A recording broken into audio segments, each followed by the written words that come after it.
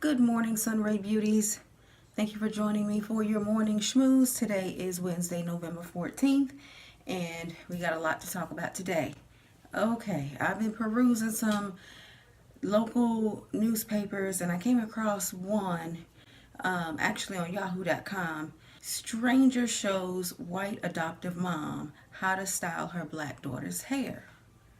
Now, when I came across this article, all type of questions came to my head, but I'll get to that later. I want to go ahead and get into this story. The mother's name is Stephanie Holyfield, or Hollyfield, and she adopted an 8-month-old black little girl. And now that Haley, that's the little girl's name, now that Haley is 2, her adoptive mom finds it really difficult to do her hair. And Stephanie posted on Facebook this post, and I'll just go ahead and read it. It says, "Dear black friends of social media, this clueless white mama is humbly coming to you to ask for your help with Haley's hair. I have asked my friends, I have asked strangers in Publix with kids with cute hair, and I'm still not getting it. We wash once a week. We do the water, leave-in conditioner, oil, and hot towel every morning. We've tried more products, no products, less products. We are gentle as can be, but she still requires at least 6 minutes of cuddle time after the trauma of her daily hair combing. I feel like it looks great for about an hour or two, and then it's tangly and clumpy again. This picture is 3 hours into the day. What am I doing wrong? I have literally bought every product that has been recommended to us.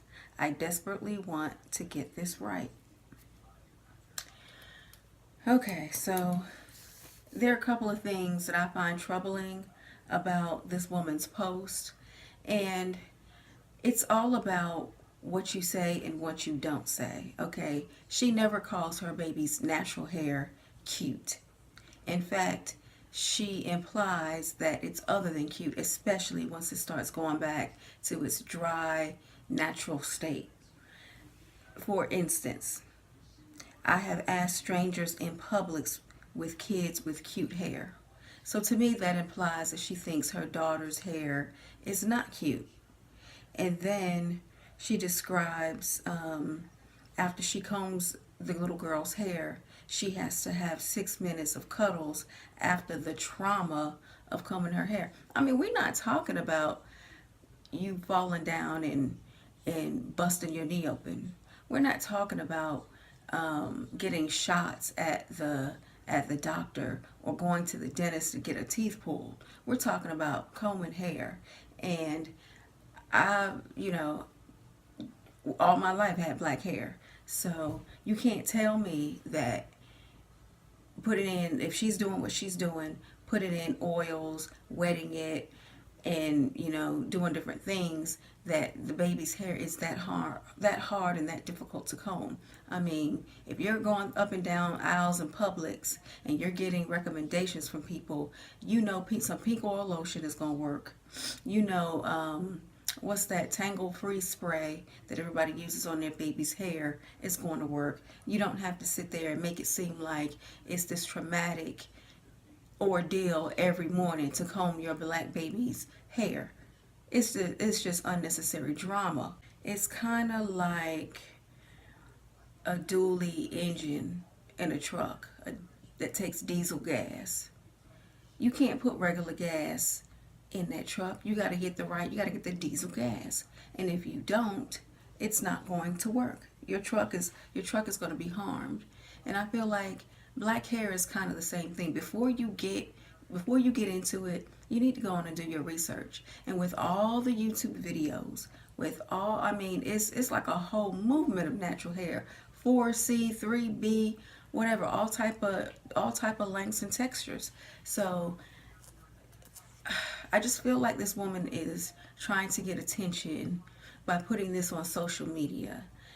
There is no need to call this much attention to yourself on social media unless you just want to say to the world, look at me, look at my black baby, look what I've done. I've adopted, I've saved another black wretched child from black folks.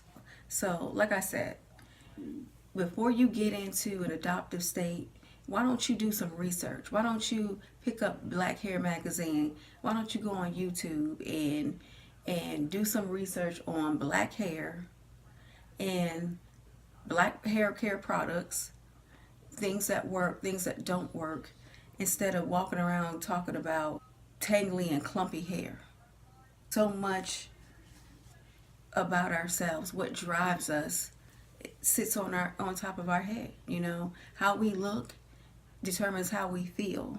So if your own mother is having problems seeing doing your hair as a traumatic incident every single morning, then that little girl is going to internalize that and feel bad about her hair, thus feel bad about herself. And saying that you don't want the child's hair to go back to being tangly and clumpy, it's like saying that you know, if you were to go to the pet store and buy fish, you sit there and raise your hand and say, hey, I want some fish that don't swim. Or give me that parrot over there. Give me that bird. Give me that bird, that little parakeet over there. Give me the one that doesn't fly. You know, black hair draws up. It gets tangly. You got to comb it. And the one thing I did like about the story was that a black woman responded to the white lady, and eventually the black woman made her way over to the white lady's house and did the little girl's hair. Now, I don't look.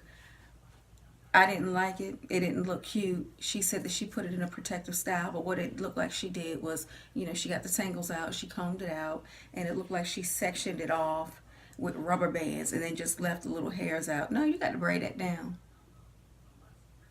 A little 2-year-old, go ahead and twist it up, and don't leave any out, because kids are wild on their hair anyway. They, you know, play, get dirt, water, all kind of food, everything in their hair. So you don't want to leave anything out. You want to protect the hair and leave it twisted, do a flat twist down, do a two strand twist with barrettes, anything other than rubber bands, and then just leaving the rest of it out. And then she threw a little headband on it, and you know, she had the little girl's hair like slicked back, all tied up around her edges. You know, I don't know. You know, not everybody can do hair. The woman didn't say she was a cosmetologist. She just said that she had daughters of her own. So she went over to the lady's house and styled the little girl's hair. But to me, it wasn't cute. But it led me to ask these questions, okay? First, how do you guys feel about white people adopting black children? Because a lot of people have a problem with non-blacks adopting black kids. But my thing is this: why do they need to be adopted in the first place? You know, what are we doing, you know, for a black child to have to be adopted, to have to sit in some group home or some orphanage or whatever you call them these days, and you know, they're waiting for a family to come and snatch them up.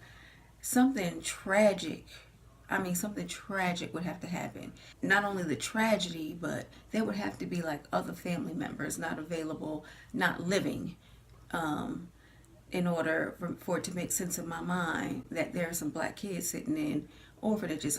It doesn't sit well with me. I don't know why our children need to be adopted in the first place. Shame on us. Shame on us for all the people that got a problem with white folks adopting, taking in black children. You can't say a damn thing, especially if you have children in your family that are distant relatives or whatever. For whatever reason, they couldn't take care of their kids, and their kids are in some type of group home, or you know, some little orphanage or whatever. If you are alive and some child in your family is sitting somewhere in some group home, shame on you. Shame on you. And you don't have any room to talk about what white person is adopting a black child. Don't put your kids in situations where they need to be adopted. Just do right by your children. Be better parents. Be better people. So my scripture of the day comes from the book of Psalms. Psalms 127, verse 3. And it says, "Children are a heritage from the Lord, offspring a reward from him." Self-explanatory. Your children are gifts from God. And for you to not take care of your children is a slap in God's face. There's no room for error. There's no room for error. No, we don't get a blueprint. We don't get a blueprint to take care of our children, to raise our kids. But we do get instinct. Animals have instinct. And we have examples. We have books. All the knowledge in the world is for everyone in the world. So there's no excuse anymore. There's no excuses anymore. So do better. Be better people. Be better parents. Love your children. Well, that'll wrap it up for today. Be sure to catch me tomorrow morning at 7 a.m. Central Standard Time for another discussion. I may not always agree, but I'm always Ray. Hey, thanks for watching.